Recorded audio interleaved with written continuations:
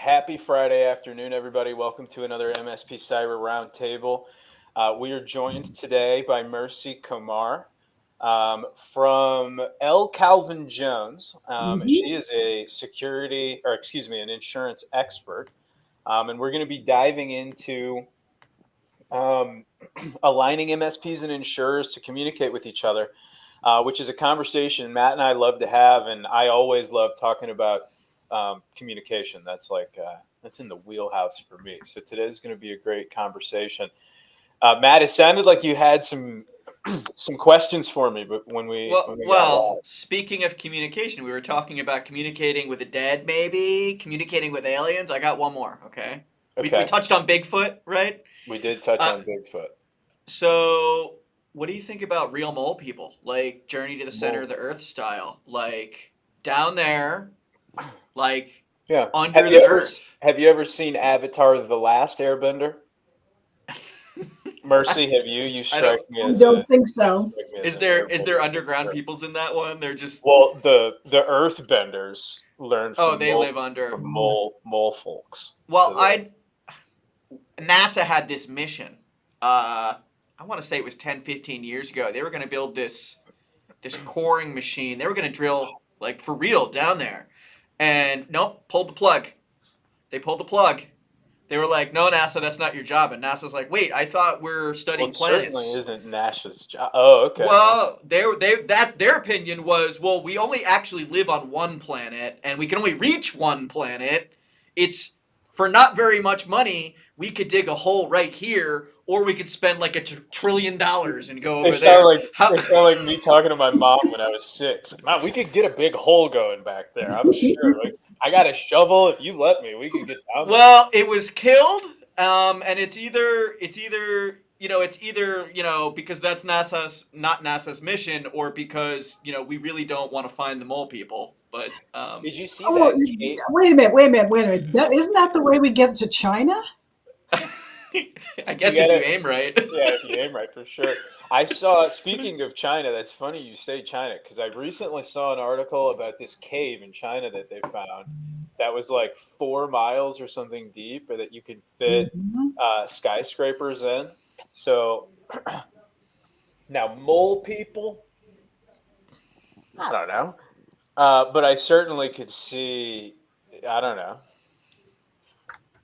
I mean, if it's big enough to fit New York in it, then you could put New York in it. You could put a person in it. Right. I don't know what mole like, but maybe they live underground. Thanks for entertaining me. Now everybody knows I'm a little conspiratorial. And with that, Mercy, you're up, I think. Let's do a little introduction of you and learn about you. Well, I've been in the business a long time. I am a producer of insurance, and I'm a teacher. I teach a lot of different classes. Cyber is one of them. I'm going to teach about 600 agents this year, cyber insurance, because they need to know, because too many of them don't understand it. And Tell me about your journey to this point. Tell me the different things that you've done. And Matt, put it on the big screen. I know Oh yeah, I got this button. I love to be up there. It is. I know. Now you're the star. Oh, thank you. Tell me about the journey. I think it's always interesting to dive into the topic. But what's fun for a lot of people is to understand where the information is coming from, and your background and experience getting here. A lot of people enjoy to know that. So just tell us the journey. Well, I came out of high school right into insurance and never left it. I started out in life insurance end and went into claims, and then ended up into an agency. And I have worked every job in an agency except for accounting. I've owned agencies, sold agencies. What's your favorite job within agency of the things you've done? What's been the most being a producer. When you say a producer, what does that mean? Sales, commercial sales. I like commercial sales the best. I didn't like management. Are you competitive? No. Really? No, I am not competitive.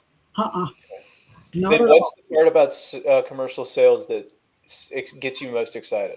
I'm like I say, I'm a teacher. So what I usually do is look for errors and fix them. I'm those kinds of people. And to me, getting into the cyber was somebody wasn't doing something right, and I could fix it. And I fell into it. I don't know how to use this computer system. They won't let me on it. They know better. I don't know Word. I don't know Excel. I can piddle around. I can type really well, but I'm not any way, shape, or form a computer person. Well, And you got on here a lot better than some of our guests who oh, struggle really? with audio Okay. and cameras. You put people to shame, Mercer. You got to take a little credit. Oh, okay. Well, I fell into it. Somebody asked me a question about it, and I'd heard it, and I thought, well, I'm really not interested in this, but I'll check it out.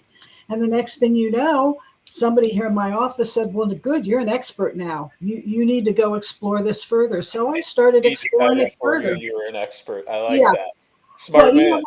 here's when I realized I was an expert. Or I see woman. a note from on one of these insurance magazines. Mr. So-and-so, who has been the head of personal lines in Kansas City, has just been promoted to the vice president of cyber risk in California. And I said, he doesn't know any more about cyber than I do. So Yeah. I guess I'm okay. You looked around the room and you were like, "Oh, I'm the right size. This feels Yeah, good. I'm in yeah, here. yeah. Yeah, I'm where I belong." That's great. You said twice now that you're a teacher, Yeah. and Matt could probably attest to the fact that I love talking about education and helping people develop. It's very near and dear to my heart. Tell me about how you became a teacher, having been right into the insurance space and then being in the insurance space for your whole career, because I think Well, that's unique. I from the time I was little, when I would come home from school, I would teach my younger sisters what I learned in school that day. And it just came natural to me. So about 10 years ago, I saw a thing from the National Alliance saying we're looking for more teachers. And I thought, well, okay, this is a point in time where maybe that's a good way to wind out of the insurance business, to start teaching others what I know. And that's what I've been doing. I've been, for the last 10 years, starting to just wind down a little bit on my own sales and say, here, this is what you need to know. This is what I know. I'm going to pass it on to you. And I think we have to do that no matter what you're in. If you're in software or whatever you're doing, you need to pass on to somebody else what you know. Well, we'll dive deeper into the depths of that conversation when we get into the last portion, or the main portion rather. But I want to ask you one more question about teaching before we move into our topic of the day and our little lecture. And it's when teaching, because I'm very prescriptive, and I think there are right and wrong ways to educate.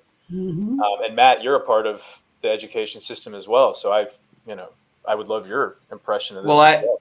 I oversee the education Well, you're still system. a part of I'm it, an you know. outsider. Well, you're supportive, certainly not Yeah. all the way outside. In any case, I would love both of your opinions on this. What when educating, what are the most important things to do to achieve the learning that you want to achieve, or achieve um, the education in the individual? Because I think it's sometimes hard for people, whether they're upskilling a new team member, or maybe they've got a kid, or maybe they've got somebody, a colleague that they're trying to get to behave a certain way or know something, or maybe you got a client, Matt, a client that needs to be educated, and we'll talk more about that. How do you make sure, what's the most important thing to make sure they learn what you want them to learn? I don't think you can make sure they learn it. You can offer it. Okay. I'm going to offer it to you. I'm going to help you with it. If you want me to show it to you, fine. If you don't, I'm going to back off. There are people who don't want to know. It's very seriously, that don't want to know what you have to teach them. And you have to accept that.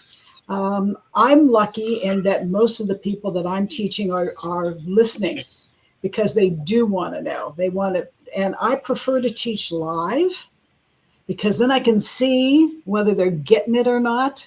Because you can always tell when someone's getting it and when someone's going, and you can stop and you can help them. And teaching live, people can talk to each other and they exchange ideas. When we do it online, like I have to do it a lot, I can't tell who Feel I, that energy. yeah. Yeah, you can't feel it. I don't care. I don't care how many of these message boards and chat boards people type in. It's not the same. It's tough. That's true. Yeah. Matt, do you want to weigh in before I punt the Yeah, ball you're to like spinning my gears, man, here. But I would say I'm feeling what Mercy's saying. You can't make someone get educated. However, and I'm gonna get back to education in a second. You can make them be informed. There's a difference between informing someone and educating someone. In education, and there's definitions here, but I'm gonna just throw my own definition out there. Education's a two-way street. You're engaged. This is an engaged activity. Being informed, though, is a bit passive. And if someone's being passive, you do have the ability to inform them the way that they need to receive it.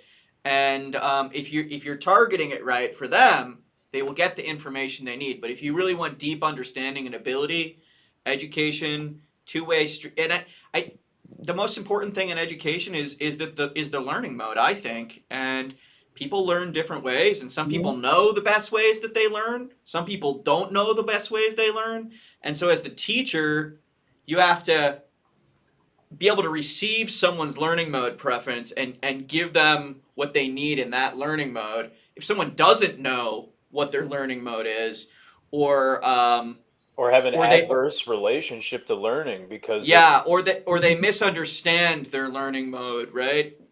Then you have to deal with that too, right? And that's the teacher's job. And in fact, I think that's the biggest part of the teacher's job, because I don't think the teacher's job is to be an expert.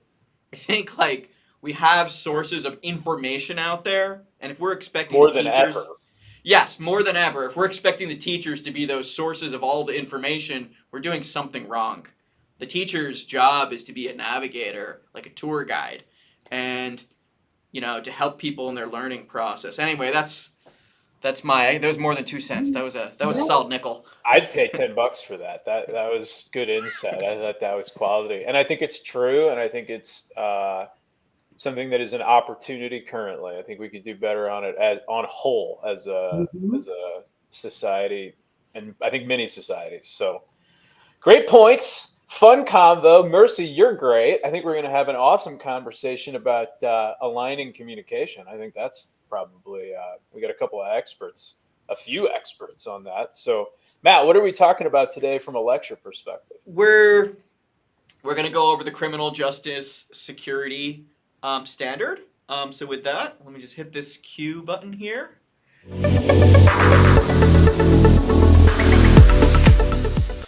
What letter is the Q button?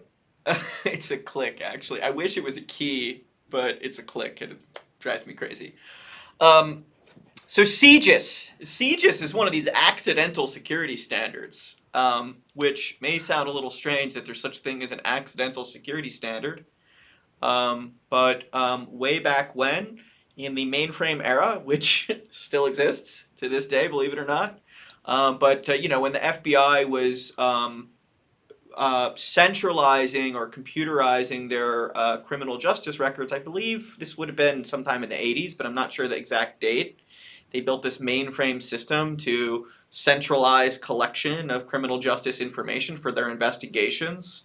It eventually led to, some years later, a system that all law enforcement agencies inside the United States, and sometimes even beyond, needs to access to be able to clear information when they're looking for criminal background, when they're looking for case history, when they want to know what the feds have, right? So that's the FBI's computer system, and it's a huge octopus these days. But to protect that system, when they started opening up this mainframe system to the outside, the FBI had to come up with some guidance on how are we going to protect this really, really sensitive database. And this was at a time when, frankly, the cybersecurity standards were pretty horrible, like really horrible. And so the FBI had to come up with a security standard. These days, they had to self-regulate, and they did a good job considering the fact that they had to invent it and it wasn't their job. I bet they had some experts, and then this wasn't applicable to the rest of industry. So and the the biggest critique I have these days on what we call the CJIS standard, Criminal Justice It's a fun Information one to say. Services. It's probably my favorite one to say. So I know you're not worried about that, but if you needed to tally it's I'm glad you think it's fun. It definitely rolls off the tongue better than CIS or NIST. They sound like diseases. NIST is okay. NIST has got a little charm to it. It's nice. CJIS sounds good because the FBI usually isn't super popular. But yeah, well, in these days it's Homeland, right? But in any case, you know, the biggest critique of the standard these days is that it's got a bit of legacy to it.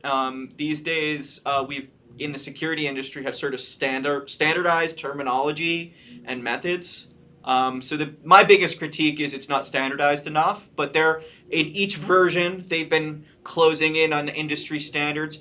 So anyway, that's the history of the CJIS standard. It's the standard built to protect the FBI's database, but this interesting thing happened because No. Well, go ahead. The thing first. Well, the interesting thing is that as court systems and police agencies all over the U.S. and really all over the world began computerizing, right? And it's funny to even use that word, computerizing. We haven't used that word much since the 90s. But when they started doing that, they realized, oh, we also have information we need to protect. And they looked around and said, well, there's no standard for us. Oh, the FBI's got one that we already have to comply with to access their database. We're going to apply it to our systems too. And so these days, today in 2024, if you are in any criminal justice organization, any law enforcement agency, any court system in the United States and oftentimes beyond, you have to deal with the CJIS standard. You also have to deal with it if you work with one of those agencies. So as a contractor, as someone who's working for the court system, as someone who's selling cloud services, right? You have to deal with this CJIS standard. There's some unique things I'll go over in it in a moment, but yeah, what's the question? So this is the question. If I was an MSP and I was whipping and flipping and I was plugging things in and I was making sure everything was set up right and I was making sure that I was rocking, when would I be concerned about CJIS? When would I want to be knowledgeable about it, and when would I want to talk about it?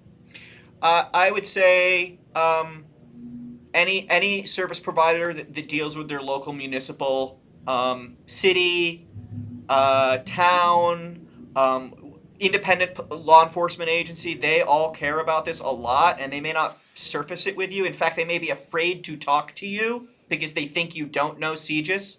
Name dropping goes a long way here. But also, we're talking about courts. We're talking about the entire bureaucracy that supports the court system. And we're talking about even to some extent the legal system surrounding the court system. So in all of those places, CJIS really matters. Yeah. Can you imagine if somebody's case got out and they ended up, being not guilty, but it could destroy a case. Well, it could destroy lives too.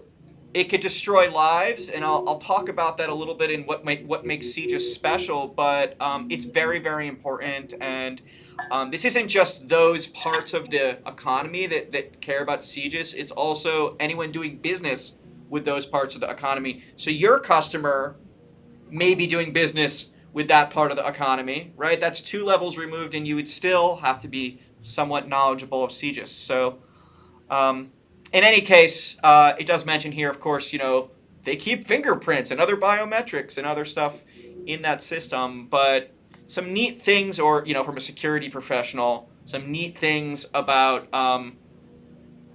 CJIS is the type of data. You qualified what's neat. I think. Yeah. From a security perspective, when there's a unique consideration, it's like, oh, I get to get excited about this unique security situation. But the reality is, in most parts of the industry, if data leaks out, the worst thing that happens is someone gets sued, right? Or there's an insurance claim, and maybe a denied claim, or it's dollars, right? But in law enforcement, if the data leaks, that could be someone's life. You get a dead witness. You could be a dead witness.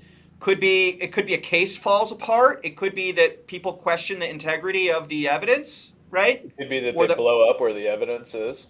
Yeah, or the court process itself. I mean, the biggest, easiest thing that happens frequently is a case can get killed if they think that the process did not happen to the expectations of the court system, right? What's it called when they throw it out? When they throw cases out? Well, there's dismissal, but you can dismiss it. It's been a long time since I've seen Law and Order. You know, a case could be vacated after it was concluded, right? Oh, it's a mistrial. That's the word I was looking for. Yeah, during the trial, but it could be dismissed before that. There could be a mistrial during the case. They might have to retry it. Or even it could be a closed case, and after the fact, they could look back and say, oh, actually, that didn't go the way it should go, and they vacate it. All of that can happen, right? So if there was, like, let's hypothetically say somebody, like, hacked and tampered with data, what would that be grounds for in relationship to an active or preparing to be active case on whether or not, I mean, I guess this is hypothetical. So this is a big deal. If you think about the HIPAA standard in healthcare, we've got all these confidentiality rules in HIPAA that are focused on two things. It's mostly workplace discrimination and ick factor, right?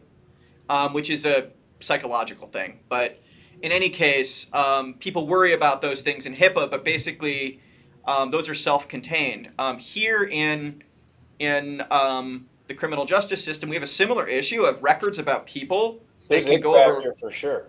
There's ick factor for sure. There's workplace discrimination, and unlike HIPAA, where they drew this giant box and they said, well, if you're a doctor, we have to keep track of who is accessing this data. But if you're in the billing department, like, that's just a giant open security hole. We're not going to track that. So there's a giant exclusion in HIPAA for anything that happens on the billing side of the house. But in CJIS, they want to know.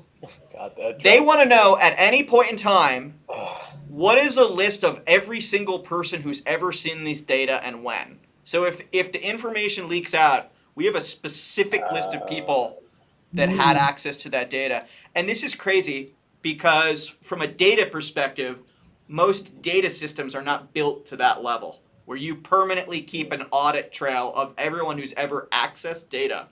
Yeah. So this is like a high peak for security standards. It's a high peak from the perspective of the granularity of the audit data. This is like at the top of the field. There are not other standards. There's very few other situations in the world where you need to rise to that level. So anyway, that's what makes CJIS special.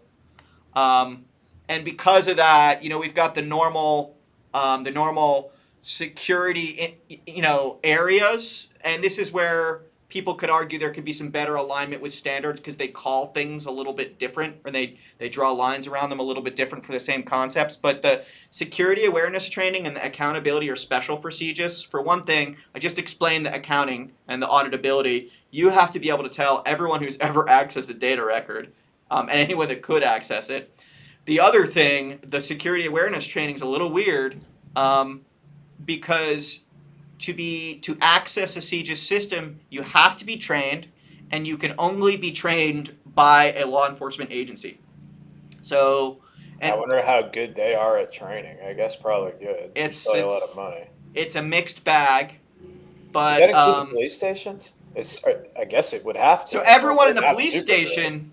Everyone in the police station needs to be trained to access CJIS systems, but also, even as a service provider, as an MSP, if you have access to those law enforcement computers, you need to go through training, and it's not your normal awareness vendor. You need to be trained by the police agency or by a sponsoring agency. So does that create differentiation points in markets for service providers that are trained in that way? It's all over the place. As you can imagine, the FBI standards sort of pretty high, but then policing's not uniform in our country. Right. That's for sure. Anyway, I get excited about CJIS because it's unique. But there's inside the standard, there's profiles for law enforcement agencies, contractors, cloud system vendors, slightly different requirements for each. There's a true shared accountability matrix baked into the thing. I could probably go 3 more hours on it, but should we get into topic of the day? Let's do it. I'm sure Mercy's thinking, have mercy. I'm sorry. I had no idea that existed. I know. Really? I'm sorry. Oh, CJIS or the have mercy pun? Oh, CJIS. Yeah, Well- there's a lot of security standards out there. Yeah. So I've got a good transitionary question for Mercy. If you were teaching me CJIS, where would you start? Or I guess what would you want to do with somebody that had to think about CJIS as it relates to insurance? Maybe that's a better way to go. Or maybe Matt, help me, because I don't know if either one of those are very good questions. You know what? First of all, I'd have to know what you're doing. Where are you going to be using this CJIS at? Well, let's pretend I'm a managed service provider, because I think that'll be pertinent to the aligning communications convo. Go ahead, Matt. I see your mouth moving. Well, I just realized I missed something in the lecture based on what Mercy said, and this is like CJI, another like I word. How we have PII, PCI, PHI in criminal justice. It's called CJI, Criminal Justice Information. Okay. So that's the CJI is like you got to track it everywhere. Interesting. I wouldn't even know where to begin unless I studied it myself. I mean, that's like saying like telling me to teach CMMC. I got about this level of CMMC knowledge. And well, you pulled it out like an expert just now, so I'm impressed. I have a good friend and some MSPs that dragged me into that a little bit before it got convoluted. But yeah, I wouldn't even know where to start on that one. Now, ask me to teach insurance, and that's a whole different matter. Well, let me ask you that then. Go ahead, Matt. I know for a fact, particularly the municipal law enforcement agencies are frequent defenders and oftentimes not very good defenders against attack. And it was funny the first few times. It was like, oh, look, the law enforcement agency can't keep the hackers out. Like, what kind of police are they? But like, really, this is bad. And it's sad and it's damaging and it's not good. They're no more secure than other municipal governments. And when the law enforcement system's down, it's a big deal. Like, can they even answer calls is a question.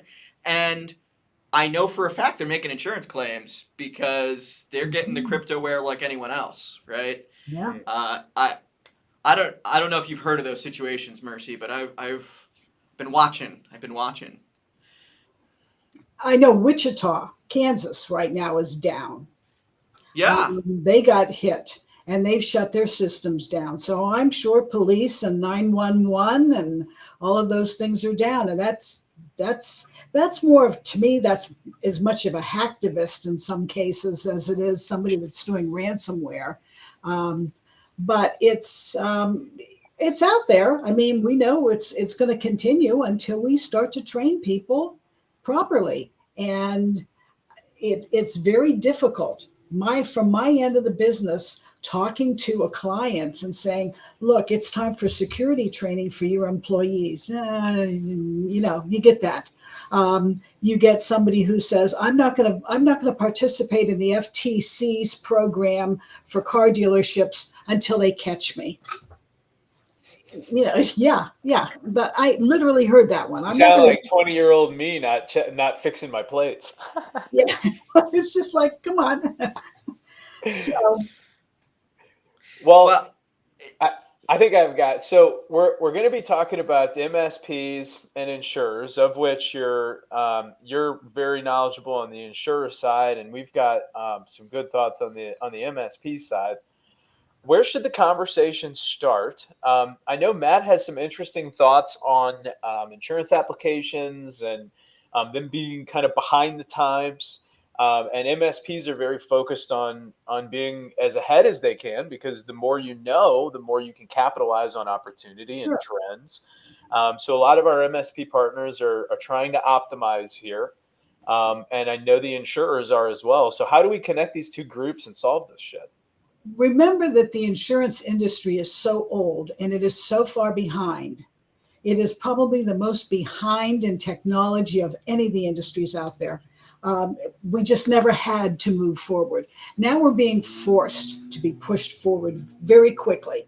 In the last 2 years, I mean, everything is just starting to bubble up. You Yes, sir. use the word forced. Tell me why you're using the word forced. I think I understand, but it's a really interesting word here. And if somebody's not in the insurance space, they might not understand that.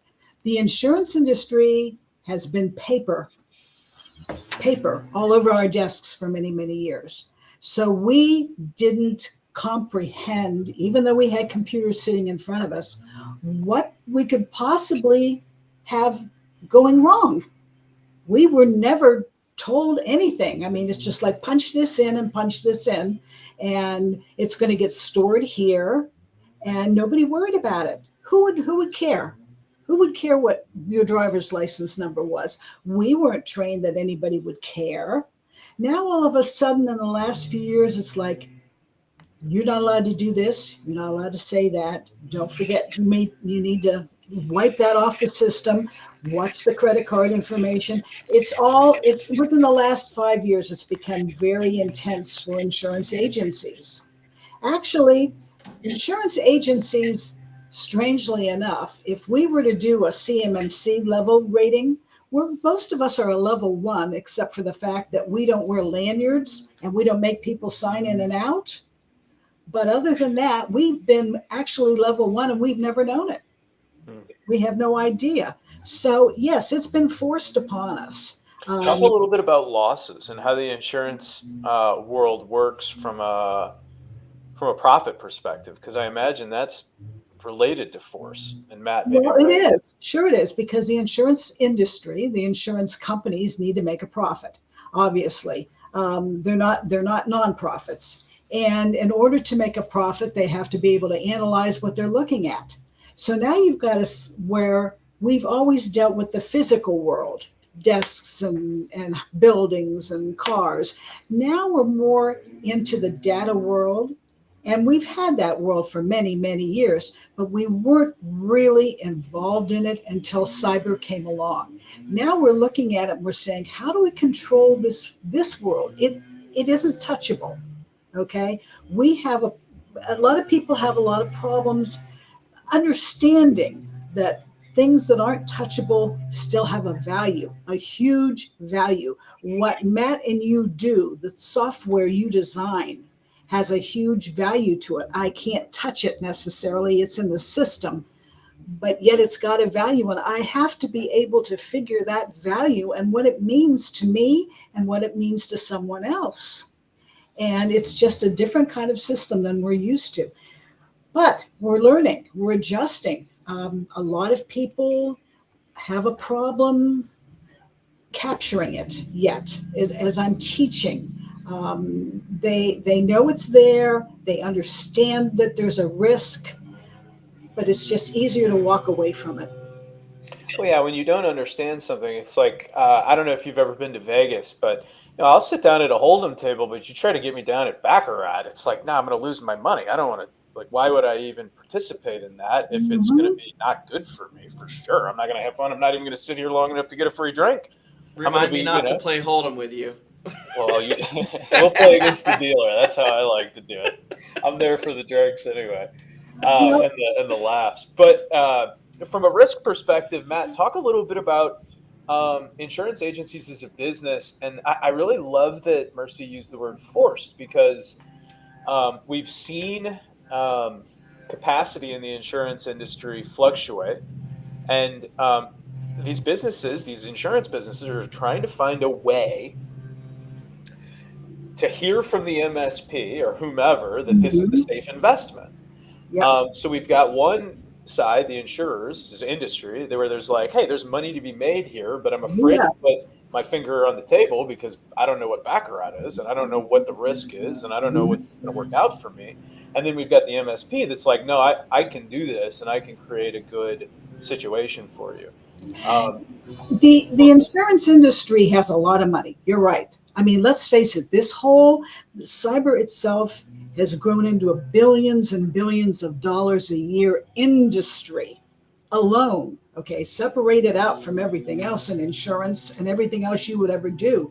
Cybersecurity and cyber insurance is a huge, huge deal. When I first started looking at it, let me tell you how crazy it was. They were making women vice presidents of cyber because they were going, oh, DEI. We'll make women vice presidents of cyber. There's no money in that. well, that's not the right way to. That's not the right way to teach and develop people No, but appropriately. But that's certainly what it was, what they were doing. They realized then that there's money. There's money to be made. And there is. As There's long money to as lose too. There's yes, money to. yes. Matt, talk more You've got to about that. control the risk. So Mercy, forgive me. Yeah, Matt, talk about those laws because I think it's a point that I want to make sure the MSP community holds as we move forward into that communication conversation, because I think we as people look at the insurance agencies and are like, oh, those are the big dogs, those are the sharks in the water. Nobody's worried about those guys bleeding. But the reality is this communication has to be done right. So dive more into that for me. well, Please. so from the consumer's perspective, businesses that buy insurance, it's just like, oh, there's the insurer over there, and the people you talk to are the here in the U.S. anyway, the agents, right? Sure. And you have a vague understanding that behind the agents are, and you've heard other words like underwriter, Right. carrier, broker, and these words have slightly different meanings, and I it saw works the a little bit. underwriter on WWE when I was a kid. Is that really? Shut up. You got me. Anyway. So in any case, in different parts of the world, in some cases, agency and brokerage are the same thing. Here in the U.S., we have distinct layers. You guys are on the distribution side of insurance, really, because there's the supply side of Sure there is. insurance, and then there's the distribution side. And you're currently right now. You're on. You said producer, but you're on the distribution I'm the side. distribution side, absolutely. I'm not Right. on the underwriting side. I'm on the distribution side. So But I upstream have of to- you, But I have to talk to the underwriting side. absolutely. And so do you as an MSP, because you want the underwriting side to understand what you see that's going to make it a good risk. And I want the underwriting side to see what's going to make it a good risk, because that's how they're going to price it effectively so that we can keep writing the cyber insurance. If we don't price it correctly, we won't be able to have it. Yeah, so the underwriter, some people think of the underwriter as like this vague department or a person or another company, and sometimes it's all three of those things or any of those things. The word underwriter, as I understand it, does not have a very specific definition. It But makes what me think of happens- the guy who's got the guillotine. Like whenever Well, I what think of the happens is underwriter, upstream of the agencies are the brokerages, which are doing the compliance and the papering and keeping track of the policies over time. And then sometimes you even have a wholesale brokerage, which is one step up from that, but not always. Sometimes the brokerage is just one layer. And then upstream of the brokers, you've got the carriers, and they're called that because they carry the risk. Sure. And the reinsurers and the reinsurers. and that's even further up. Yeah. Yep. And so in any case, the underwriters, sometimes they're in the carriers and Yeah. sometimes they're down in the brokerages. Yes. And their job is just to basically say, here's the criteria set by the capacity provider, who's the Right. carrier, right? Which is sometimes, I've seen these criteria sheets, they are not very detailed in some cases. And the underwriter's just trying to interpret these industry criterias and the application and somehow like say yes, no. And you would think that the answers on the insurance application are going to impact your price, and they do to some extent. But mostly what happens is they say, you're a fit for this product or you're not fit for that product. Oh, you're not a fit for that product. Let's pull this other product. It's got a different price. Sometimes it impacts the price. But in cyber these days, it's like you fit that hole or you don't. You're in this industry or you're that industry. Your answers don't have a super direct impact. So the underwriters, they're playing this very wiggly game, trying to make sure that the carrier doesn't lose their shirt. And the carrier's job has been, they've set aside some cash. They have to put up some of the money. Oh yeah. And they're risking that. It's a huge chunk of the policy premium. They just have to, sorry, not the policy premium, the amount of coverage. They have to have some amount of that coverage sitting in the bank. Absolutely. You've got to have a surplus set up. Yeah. And then they work with reinsurers to sort of back up some of that other capacity. And between the carriers and the reinsurers, like they work with the global cyber marketplaces that are swapping this stuff on like a stock market every day. And the availability goes like this, right? Well, the one thing that you're missing here is the carriers, the reinsurers, and the global cyber market are all the same people. In some cases, they are, right? And it's they're all going one club. around in a circle. If I am going to write insurance with the Hartford steam boiler, it is a part of Munich Reinsurance Company. It's a very small world at the top. You're right. Yes, it is. Yes. And the money keeps circling around.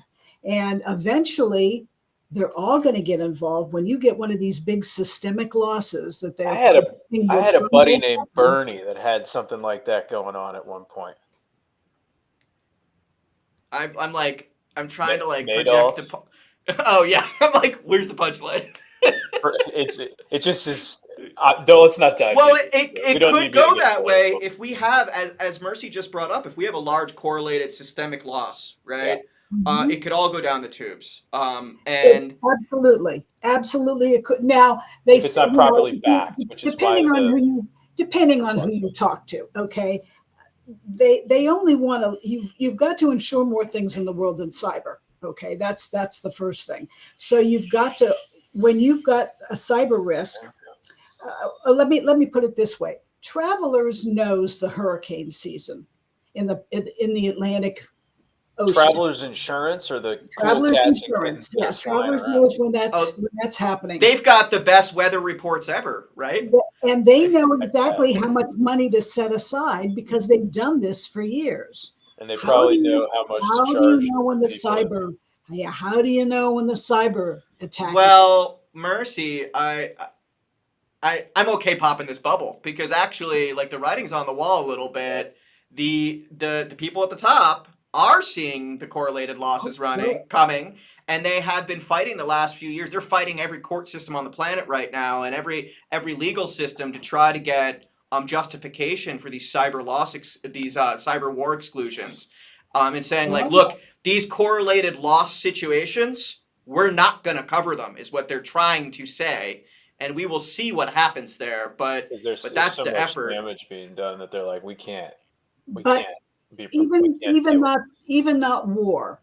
Forget the war situations. Just these other major breaches. So hard to determine what's an act of war and what's not. Though is the problem. Well, yeah, but I wouldn't say that the Change breach was an act of war.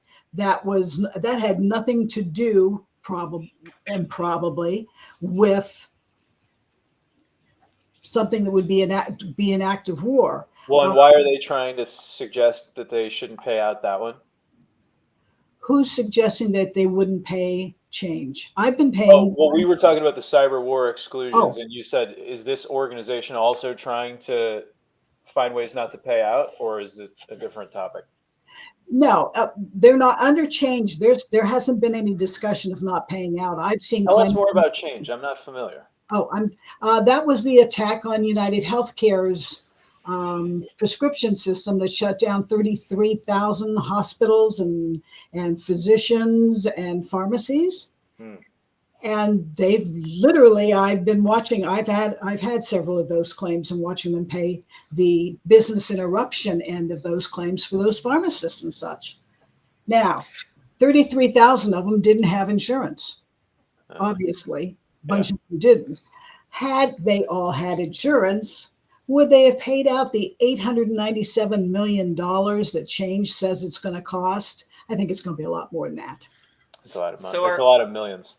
Our friend Will here just he's tagging along here. Just didn't the cyber's going to be insolvent? So I mean, he's joking, right? he's joking because it's not like the industry's totally standing still. Like they are trying to solve this, and Will's leading the charge over at Fifth Wall.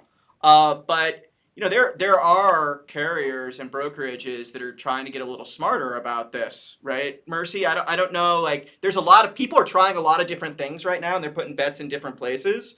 But some people are looking at the application process, and some people are looking at the way data is flowing to get smarter about making these underwriting decisions. The other thing we need to do is train underwriters. Yeah. Let's face it. Underwriters don't know any more than half of the people on the street about what they're underwriting. They really don't.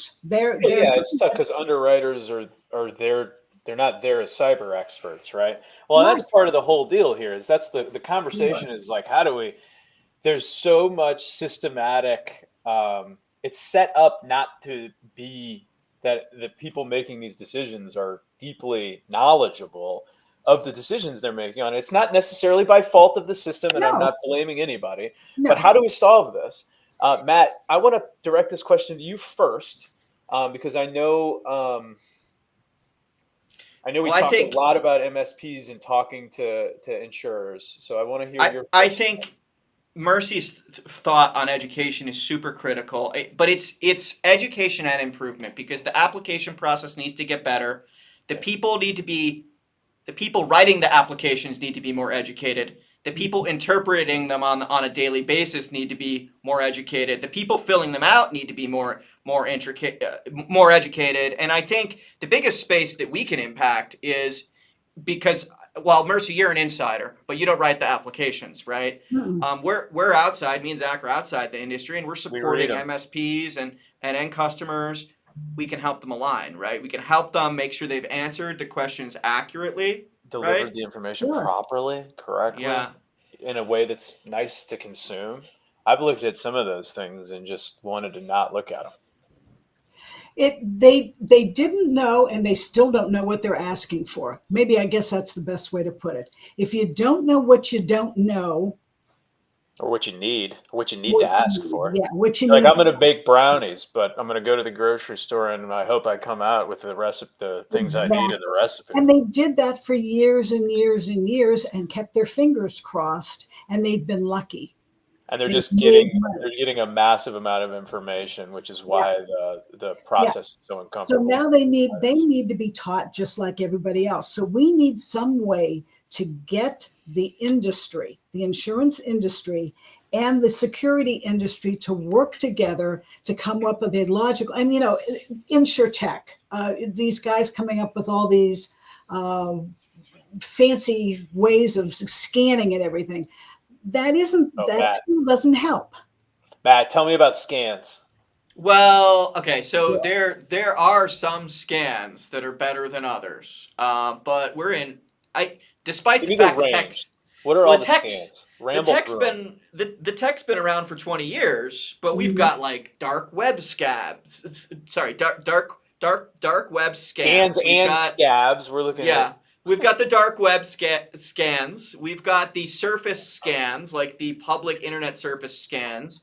I'm pretty dismissive of the value of both of those in the insurance industry. I don't think you can draw on the dark web side. Maybe the insurer can check whether there's been a loss in the loss history. They can validate the loss history. But I don't think they need to be as worried there as they think, because the reality is, come claim time, right? Come forensics time, that can be validated. And if they lied on their loss history or they didn't know about a loss, it's going to be a denied claim anyway, right? So I don't know that that's useful in the underwriting process. But I do know that when organizations look inside, right, they shine lights around inside their own systems. That's really critical part of cybersecurity, but it's hard. It's hard, and it's typically not part of the underwriting process right now, although there are some cutting edge attempts to bring that next level scanning in. And here again, we go back to, if you don't know what you don't know. If I am an insured, I'm a car dealer, okay? If somebody doesn't explain to me what I should be doing and what I should know, if the MSP doesn't say, you need to do this because, And this is why we do this. And the insurance agent says, and yes, if you do that, I can make your insurance cheaper. That's the whole idea of risk management. That's what it's been for years. And it doesn't matter if it's cyber risk or if it's sprinkler systems to prevent fires. You got to know what you need to protect yourself. And then you've got to be willing to take that step to protect yourself. How many times do I say to clients, you need security training for your employees to know what bad emails to open? It's like, yeah, Well, let me ask you a question, Mercy, because you've sold other things besides cyber in the past, right?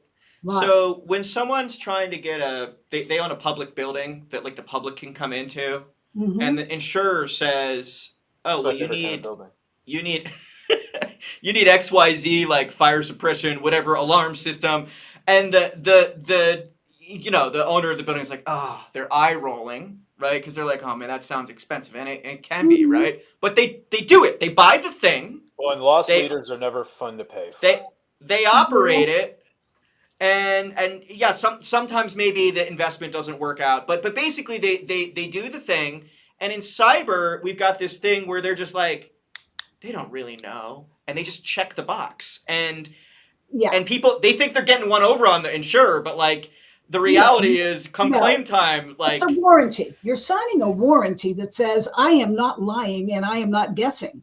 And if you lie or you guess, you're not going to get the coverage. Period. That's been proven in court 2 years ago by the Travelers. They had somebody in 2017 that says, I have MFA. And they said, fine. And when the loss happened and there was no MFA, the insured said, I'm sorry, I made a mistake. I thought we had it. And the trial said, no, you signed a warranty. You said you knew you had it.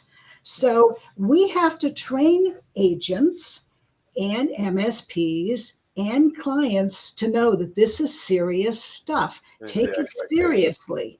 You don't open a restaurant, and that's the perfect example. Tell me more. Well, if you go into a restaurant and sit there for 2 hours and have a dinner, would you sit there for 2 hours if you didn't know that somebody had made sure that there was a sprinkler system over the ovens and the grills in the back, and that if there was a fire, you could get out? What kind of restaurant is this?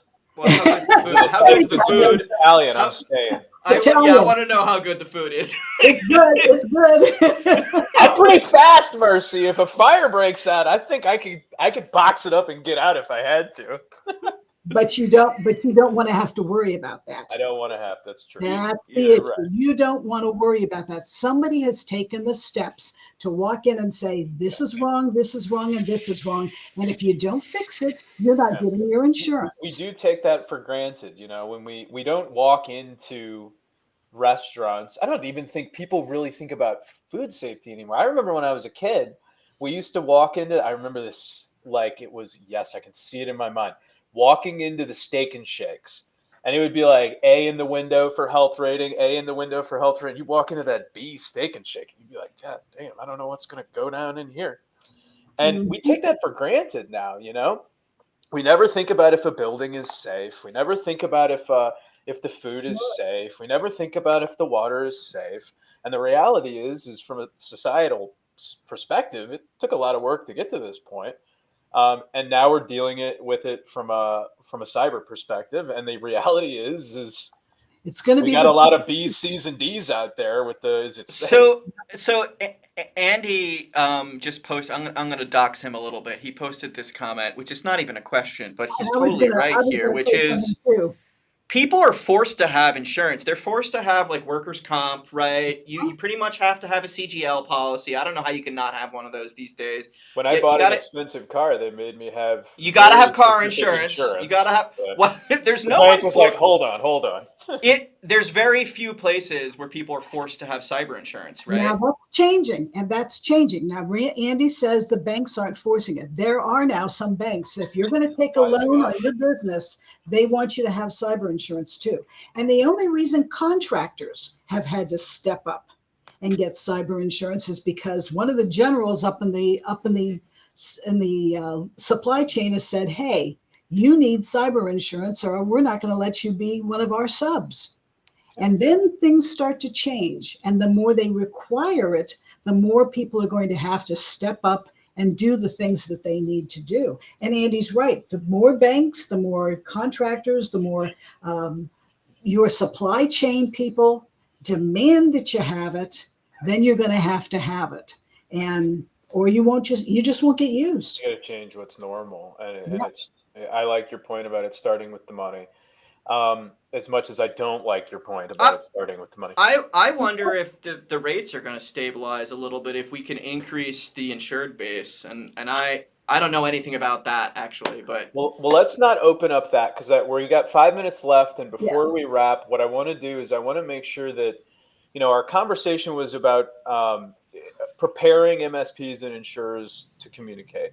So I'd love if we could spend the last 5 minutes, and I'd love to get both of your expert takes on how an MSP or how an insurer should optimally prepare themselves to walk into this conversation, whether it be related to an insurer making a cyber risk decision, or Matt the other way, an MSP preparing to have that best possible relationship on behalf of a client or themselves.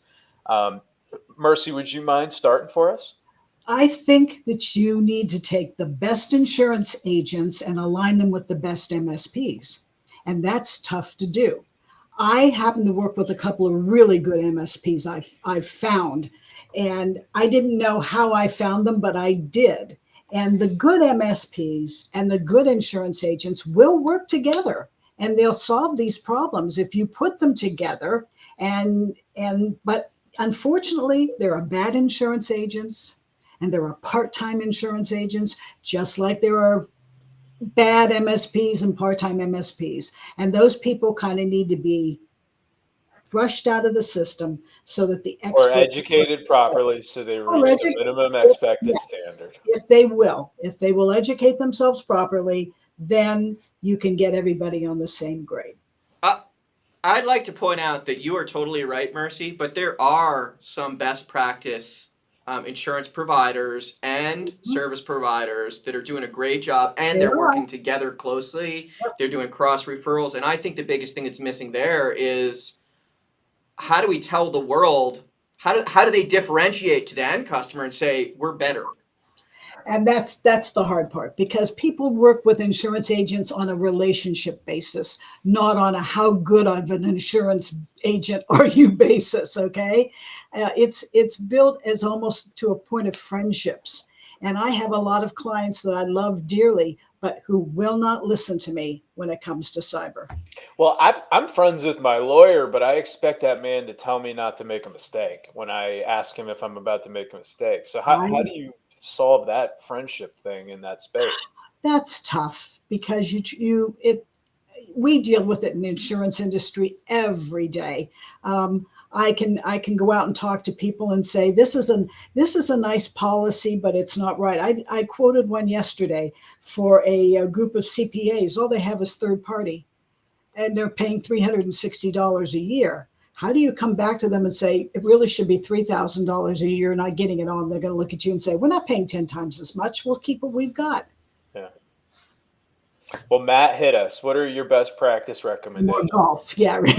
More golf will not. Well, I would tell them maybe they could be saving $300, but in any case, I think that